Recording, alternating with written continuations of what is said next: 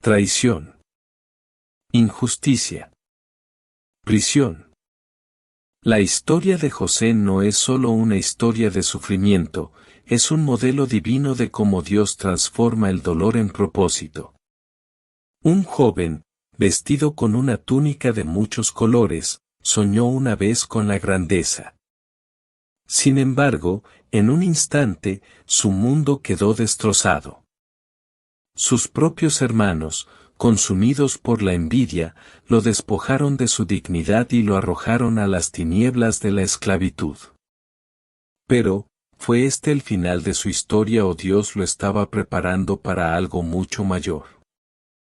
Este es el extraordinario viaje de José, una odisea de pruebas, fe y redención definitiva. El descenso de José a las tinieblas no comenzó en los salones de Faraón ni en las mazmorras de Egipto, sino en los mismos campos donde una vez vagó libremente.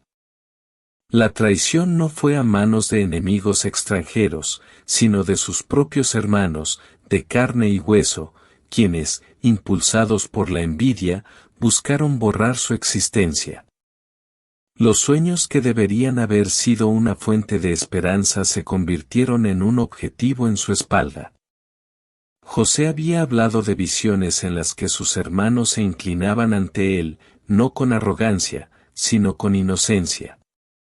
Sin embargo, para ellos, estas palabras fueron como espinas, una herida en su orgullo. La semilla del resentimiento se había sembrado mucho antes y ahora daba su fruto amargo. El momento de la traición fue rápido, deliberado. Lo vieron desde lejos, su túnica multicolor, un símbolo del favor de su padre, reflejando la luz del sol. Para ellos, fue un insulto, un recordatorio de su lugar inferior. Sus corazones, endurecidos por los celos, tomaron una única resolución, deshacerse de él para siempre. El pozo al que lo arrojaron era profundo, sus paredes frías e inflexibles. Allí, en la oscuridad sofocante, José escuchó sus voces arriba, discutiendo su destino con la insensibilidad de los hombres que regatean sobre el ganado. El peso de la traición lo oprimía. Estos eran los hermanos con quienes había compartido su infancia, aquellos con quienes había jugado, reído y aprendido las historias de sus antepasados. Sin embargo, ahora se habían convertido en sus captores, sus jueces. Cuando se tomó la decisión de venderlo en lugar de derramar su sangre, no fue la misericordia lo que los guió, sino la codicia. Por 20 monedas de plata lo entregaron a extraños, hombres cuya lengua no hablaba y cuyas costumbres eran extrañas. Y a medida que la caravana avanzaba, cada paso era un paso más hacia todo lo que alguna vez había conocido. El viaje a Egipto fue largo y agotador. El polvo le ahogaba la garganta, el peso de las cadenas le lastimaba la piel. Ya no era el hijo predilecto sino una mercancía, un objeto de comercio. El mundo que había conocido, la seguridad del amor de su padre, la comodidad del hogar, había sido arrebatado en un instante. Sin embargo, en lo más profundo de la desesperación, había una presencia invisible, un susurro más allá del alcance de los oídos humanos. Aunque abandonado por los hombres, no fue abandonado por Dios. Al llegar a Egipto, José fue vendido una vez más, esta vez a Potifar, un oficial del faraón. La transición del hombre libre al esclavo fue completa. Las manos que alguna vez sostuvieron el bastón de un pastor ahora realizaban tareas menores. La voz que una vez habló de sueños ahora hablaba solo en obediencia. Sin embargo, algo lo distinguía, algo que ni siquiera sus captores podían ignorar. Había una luz que ni la traición ni la esclavitud podían apagar. En la casa de Potifar, José encontró favor. Aunque era un siervo, se le dio responsabilidad y se le confió todo lo que pertenecía a su amo. El mismo Dios que había permitido su sufrimiento ahora lo estaba levantando, moldeándolo para un propósito aún desconocido. Pero el sufrimiento no termina simplemente porque uno lo soporta bien. La verdadera prueba apenas había comenzado. El carácter de José se refinó en el fuego de las dificultades y su espíritu se fortaleció con cada prueba. La oscuridad de la traición no lo había quebrantado, le había hecho más sabio. Las cadenas no lo habían disminuido, le habían enseñado resiliencia. Lo que sus hermanos pretendían hacer daño, Dios ya lo estaba tejiendo en algo mayor. El camino no estaba claro, el futuro era incierto, pero la presencia de Dios era innegable.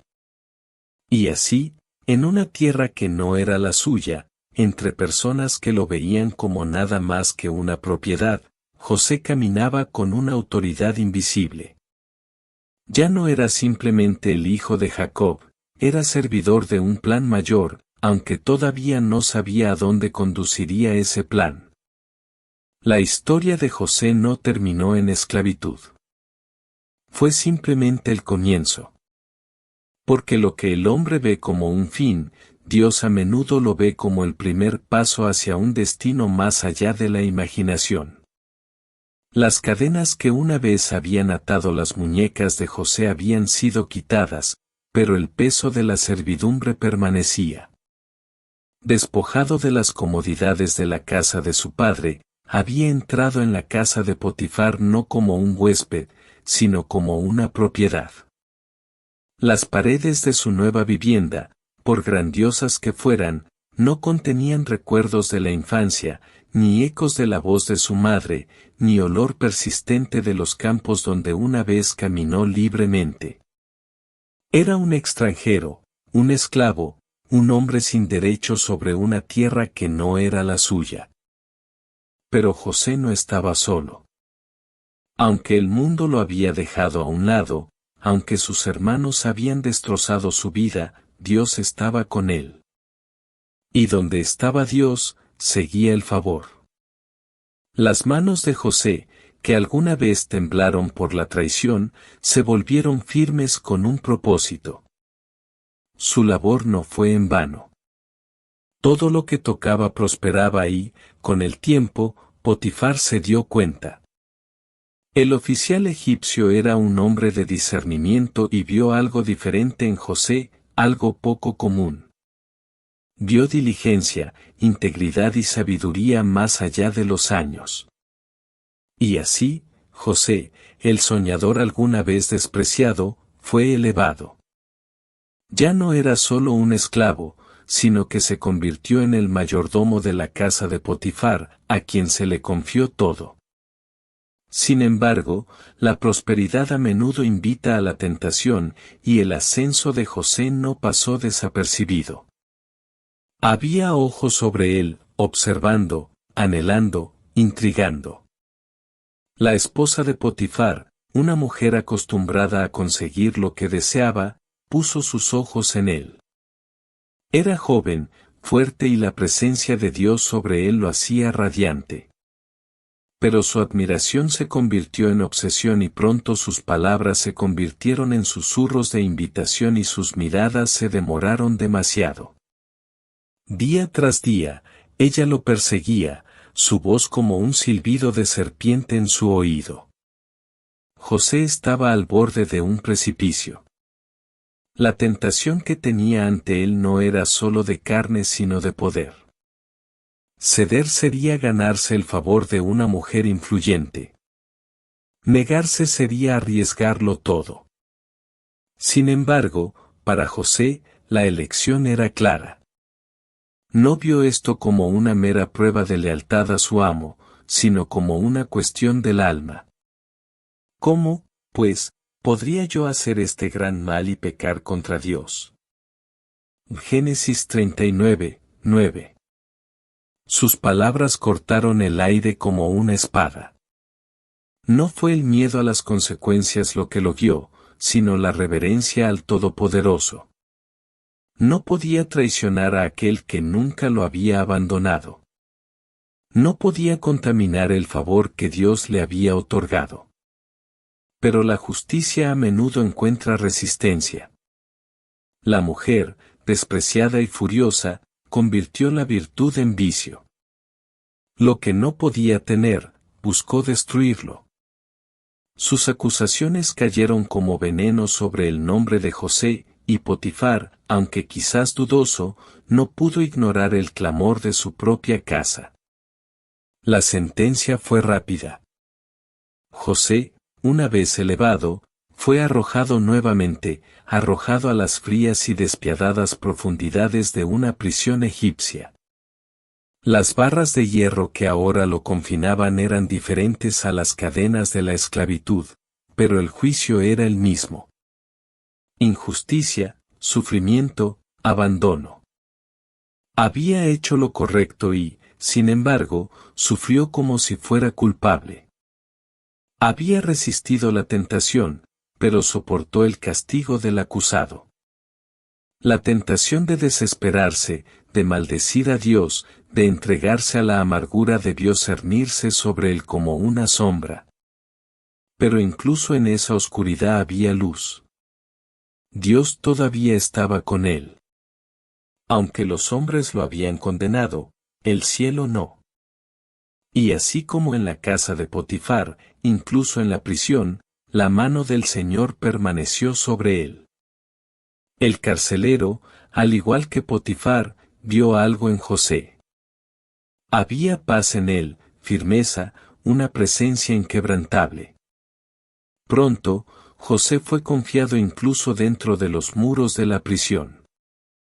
Sus pies caminaron por los pasillos del encierro, pero su espíritu permaneció libre. Para José, esto era más que una prisión, era otra etapa de refinamiento. El fuego de la aflicción no lo destruyó, lo purificó. Cada traición, cada pérdida, cada acusación falsa lo estaban convirtiendo en el hombre que Dios había destinado a ser.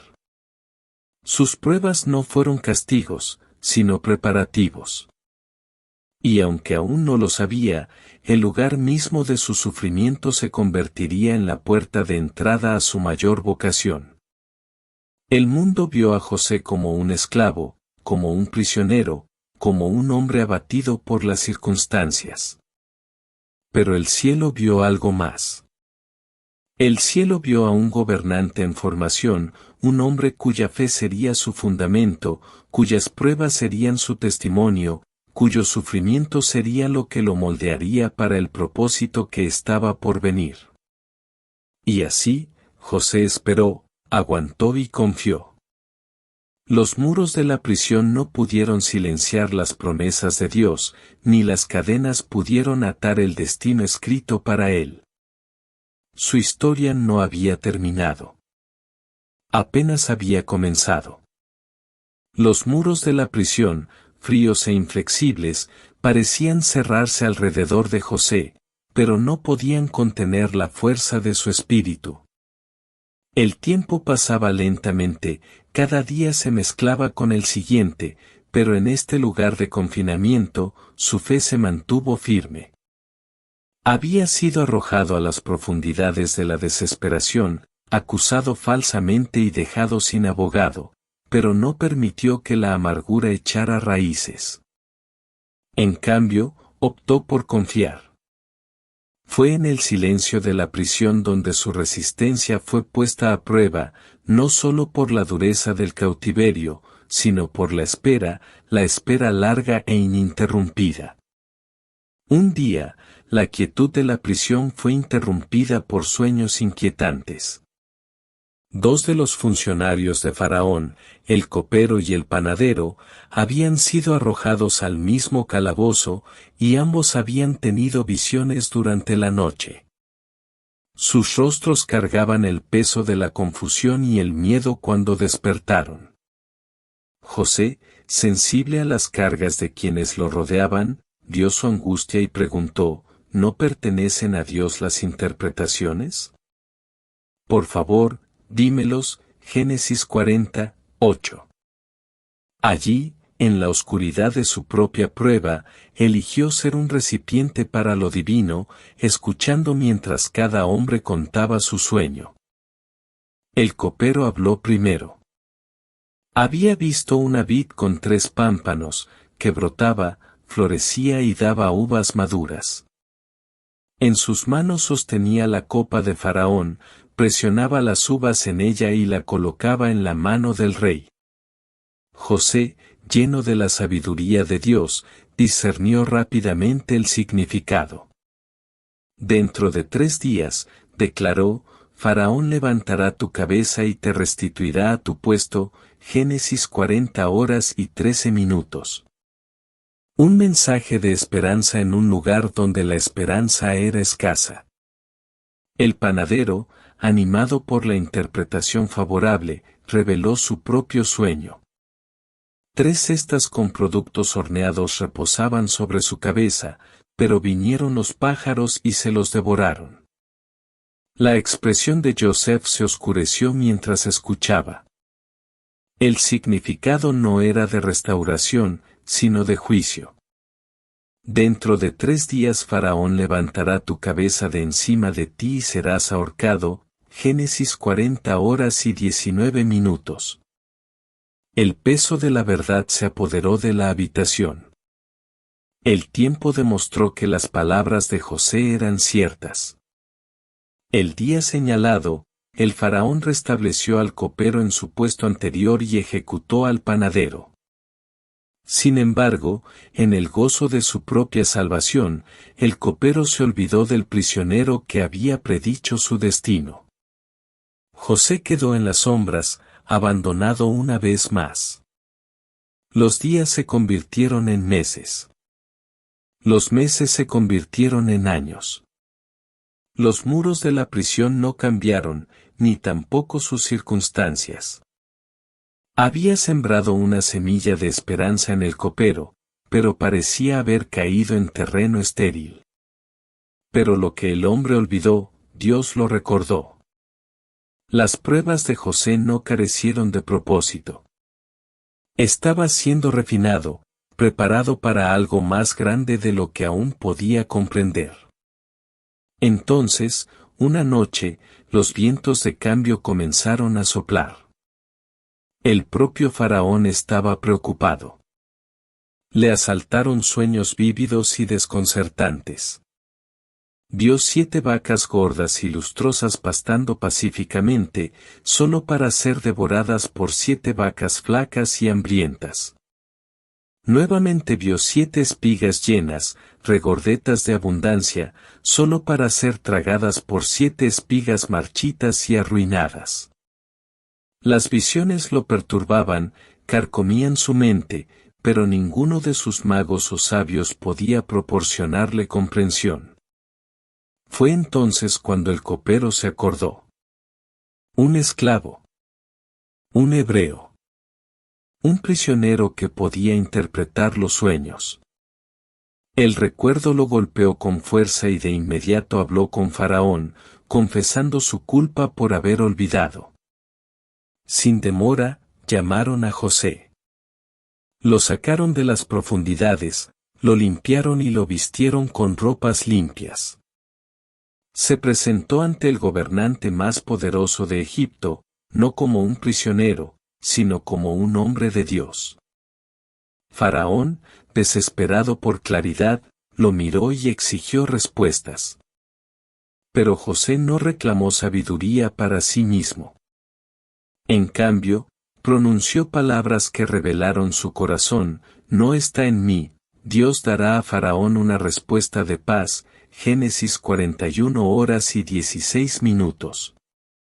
No había arrogancia en su voz, ni desesperación por demostrar su valía.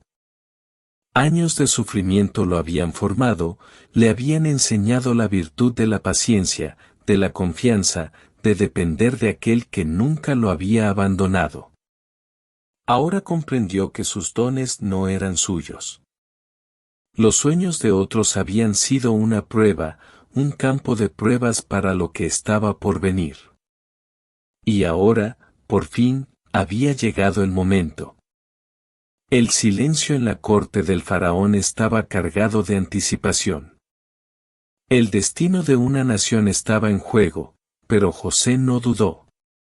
Con fe inquebrantable, escuchó y luego habló. Y lo que reveló cambiaría no solo su vida sino el curso mismo de la historia. Desde lo más profundo del encarcelamiento hasta las alturas del poder, el desarrollo de la historia de José no fue repentino ni accidental. Fue la mano invisible de la divina providencia, entretejiendo momentos de desesperación y triunfo para cumplir un propósito mucho más grande que la comprensión humana. José, que alguna vez fue esclavo y prisionero, ahora se presentó ante Faraón, interpretando sueños que dejaron perplejos a los hombres más eruditos de Egipto. Sin embargo, su respuesta no fue de gloria propia sino de humilde reconocimiento: no está en mí. Dios dará a Faraón respuesta de paz. Génesis 41 horas y 16 minutos. Esta confesión de guía divina marcó el punto de inflexión en la vida de José, señalando que sus pruebas nunca carecían de significado. Los sueños de Faraón eran siniestros: una visión de 7 vacas gordas devoradas por 7 vacas flacas, y 7 espigas llenas de grano consumidas por 7 tallos secos. Las imágenes llevaban una advertencia oculta, una revelación oculta a los ojos de los sabios, pero que José conoció a través de la sabiduría de Dios. Sin dudarlo, José declaró la interpretación: 7 años de abundancia serían seguidos por 7 años de hambre devastadora. Era una profecía no solo del futuro de Egipto sino de la dependencia del mundo de la provisión divina. Un rey, aunque poderoso, permanece impotente ante los decretos del cielo. Faraón, aunque gobernante del imperio más grande, reconoció la sabiduría otorgada a José. No se limitó a aceptar la interpretación, buscó al hombre que pudiera actuar en consecuencia.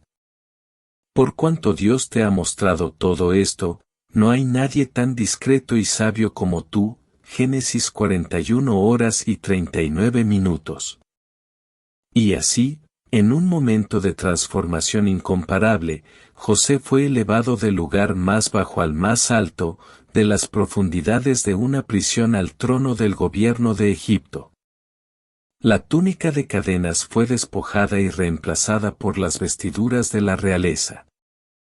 El anillo de sello de Faraón fue colocado en su mano, sellando su autoridad sobre la tierra. El hombre que alguna vez fue vendido por plata ahora tenía dominio sobre las riquezas de un reino. José no solo recibió poder, lo ejerció con propósito. En los años de abundancia, supervisó la recolección de grano y almacenó vastas reservas en preparación para la hambruna venidera. Las ciudades se convirtieron en almacenes y la tierra, antes repleta de excesos, fue cuidadosamente protegida contra futuras tormentas. No trabajó para su propio beneficio sino para la preservación de la vida, para el cumplimiento de un mandato divino que se extendía más allá de él mismo. Entonces llegó la hambruna. Barrió la tierra como se había predicho, consumiendo los campos, secando los ríos y poniendo de rodillas a las naciones. El pueblo de Egipto clamó pidiendo ayuda y José, con la sabiduría que le había sido concedida, abrió los almacenes. Almas hambrientas de tierras lejanas viajaron a Egipto en busca del grano que se había preservado gracias a la previsión y la obediencia a la revelación de Dios. Pero el alcance de la hambruna se extendió más allá de las fronteras de Egipto. Lejos, en la tierra de Canaán, la familia de José, sus mismos hermanos que una vez lo habían traicionado, se encontraron a merced de la misma crisis. Ellos también serían atraídos a Egipto y, sin saberlo, se pondrían en manos de aquel a quien habían desechado. La ironía del destino, o más bien, la orquestación de la justicia divina estaba empezando a revelarse. Aunque José ahora tenía un poder inmenso, su corazón permaneció firme en la humildad. No buscó venganza ni se deleitó con la caída de quienes le habían hecho daño. En cambio, reconoció la mano de Dios en cada momento, entendiendo que su camino de la esclavitud a la soberanía no era para su propia gloria sino para la salvación de muchos. Había soportado las pruebas, atravesado el fuego y emergido refinado, no solo como gobernante, sino como vaso de propósito divino. Así, el prisionero olvidado se había convertido en el salvador de una nación. Y, sin embargo, la mayor prueba de su corazón aún estaba por llegar. Porque el poder revela la verdadera naturaleza del hombre, pero el perdón revela el carácter de lo divino. El pasado aún no había vuelto completamente a enfrentarse a él, pero se acercaba. Y cuando así fuera, a José se le daría una opción, una que definiría no solo su legado sino el plan de Dios que se desarrollaría a través de las generaciones venideras. La hambruna se apoderó más de la tierra, extendiendo sus dedos despiadados entre las naciones, dejando desolación a su paso. En Canaán, la tierra reseca fue testigo del sufrimiento de la casa de Jacob. Los almacenes se vaciaron, el ganado demacró y la desesperación pesaba sobre los hijos de Israel. El hambre tenía una manera de humillar incluso a los más orgullosos, y por eso, en su necesidad, los hermanos que una vez conspiraron contra José se encontraron a merced de un gobernante distante en Egipto. Un gobernante que no conocían, pero que tenía su propia supervivencia en sus manos. El viaje a Egipto no fue una elección sino una necesidad. Los rumores se habían extendido rápidamente, solo Egipto tenía cereales. La noticia de que sus almacenes estaban desbordados llegó a oídos de Jacob, y ordenó a sus hijos que salieran a comprar sustento. Así, los hermanos, agobiados por recuerdos enterrados durante mucho tiempo, partieron hacia la tierra donde les esperaba su pasado, oculto tras el velo del tiempo. A su llegada, se presentaron ante el gobernador de Egipto, un hombre de poder y autoridad, cuya mirada parecía atravesarlos. No lo reconocieron. ¿Cómo podrían? El niño que habían vendido como esclavo se había convertido en un hombre, adornado con las túnicas de la realeza egipcia y que hablaba una lengua extraña para ellos. José, sin embargo, los reconoció al instante. Su corazón tronó dentro de él, su mente una tempestad de emociones. Los rostros de sus hermanos, grabados en su memoria desde el día en que lo arrojaron a un pozo, estaban ante él, sin darse cuenta de la verdad. No se reveló de inmediato. En cambio, los puso a prueba. Los acusó de ser espías, de sondear sus palabras y observar sus reacciones. Alegaron su inocencia y hablaron de su padre y de un hermano menor que quedaron atrás. La mención de Benjamín despertó algo profundo en José, un anhelo, una tristeza, una esperanza. Sin embargo, mantuvo la compostura y ocultó su verdadera identidad detrás de la máscara de un gobernante egipcio. José ideó una prueba, exigiendo que le trajeran a su hermano menor como prueba de su honestidad. Mantuvo a Simeón como garantía, asegurándose de que regresarían. Los hermanos, llenos de miedo, murmuraron entre ellos, creyendo que esta desgracia era una retribución divina por sus pecados contra José. Verdaderamente somos culpables de nuestro hermano, murmuraron, por cuanto vimos la angustia de su alma cuando nos rogaba, y no le escuchamos. Génesis 42:21. Sus palabras llegaron a oídos de José, aunque no sabían que él las entendía. Abrumado por la emoción, se volvió para llorar, pero no rompió su disfraz. Cuando los hermanos regresaron a Canaán, Jacob se resistió a la idea de enviar a Benjamín. Ya había perdido a un hijo amado, no podía soportar perder a otro. Pero a medida que la hambruna empeoraba, la elección ya no era suya. El hambre dictaba la voluntad de los hombres y por eso, con el corazón apesadumbrado, cedió. Benjamín viajó a Egipto, sin darse cuenta del destino que le esperaba.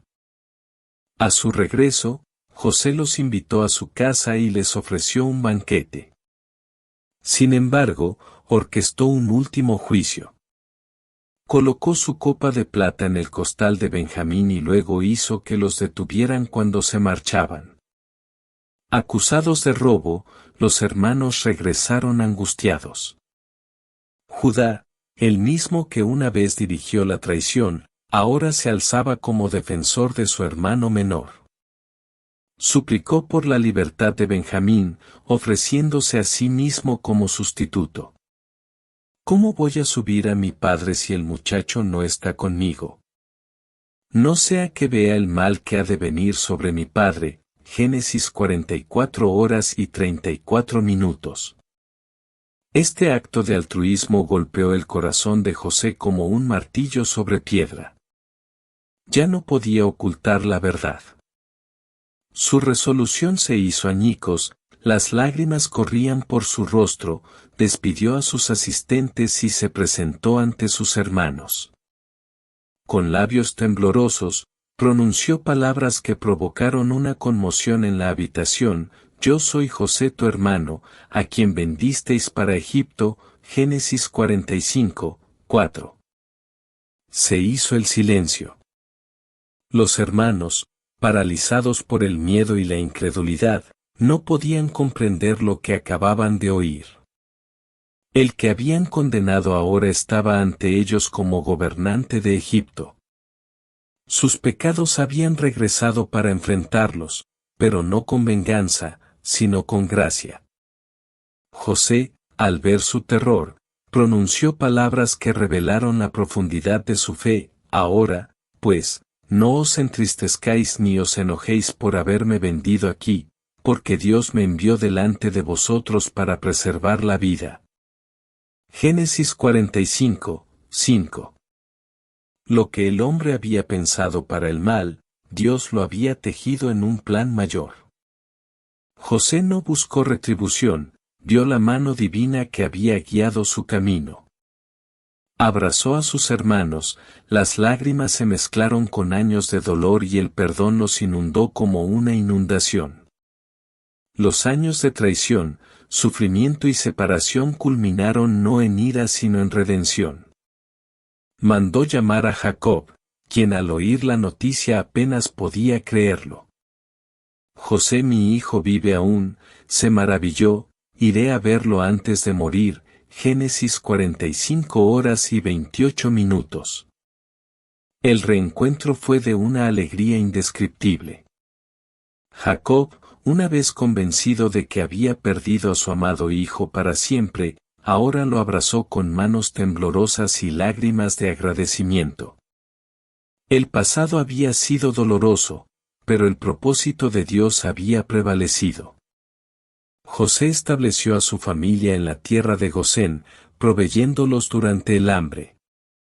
Pero incluso después del fallecimiento de su padre, los hermanos temían represalias. Enviaron un mensaje a José, pidiéndole seguridad de su perdón. Una vez más, las palabras de José reflejaron su confianza inquebrantable en el plan de Dios. No temáis, ¿estoy yo en lugar de Dios? Pero vosotros pensasteis mal contra mí, pero Dios lo encaminó a bien. Génesis 50, 19-20. Así, el ciclo del dolor se rompió, no por la venganza, sino por la gracia. José, que alguna vez fue esclavo, se había levantado para salvar no solo a Egipto sino también a los mismos hermanos que lo habían agraviado. Su viaje desde el foso hasta el palacio no fue de mera resiliencia humana sino de orquestación divina. Las pruebas que soportó no carecieron de significado, fueron peldaños en el gran diseño de Dios. A través de José se reveló el presagio de una redención aún mayor. Porque así como él fue traicionado y se convirtió en el salvador de muchos, así también vendría otro, uno despreciado y rechazado, pero a través de su sufrimiento se aseguraría la salvación del mundo. En la historia de José, se podían escuchar los ecos de un futuro Mesías, susurrando sobre la mayor redención aún por venir. Por lo tanto, la historia de José no terminó simplemente con la reconciliación de una familia, fue un testimonio del poder del perdón, la soberanía de Dios y la verdad inquebrantable de que lo que está destinado al mal, Dios puede usarlo para el bien. El propósito divino había sido revelado y, a través de él, se preservó una nación, se restauró una familia y la mano de Dios fue glorificada para las generaciones venideras. El viaje de José es más que una historia de traición y redención. Es un testimonio del plan soberano de Dios, un recordatorio de que incluso en lo más profundo del sufrimiento, Él está obrando. Las pruebas de José lo moldearon, lo refinaron y lo prepararon para el papel que estaba destinado a desempeñar. Si nunca lo hubieran vendido, no habría llegado a Egipto. Si no hubiera estado encarcelado, no se habría presentado ante el faraón. Si no hubiera sufrido, no habría salvado millones. Esta historia enseña paciencia en la aflicción, confianza en los tiempos de Dios y fe en que sus propósitos son mayores que nuestro dolor. Cuando la vida parezca injusta, recuerda, Dios siempre está escribiendo una historia más grande. Del abismo al palacio, del esclavo al Salvador, el viaje de José es un espejo del poder de Dios para transformar el sufrimiento en salvación.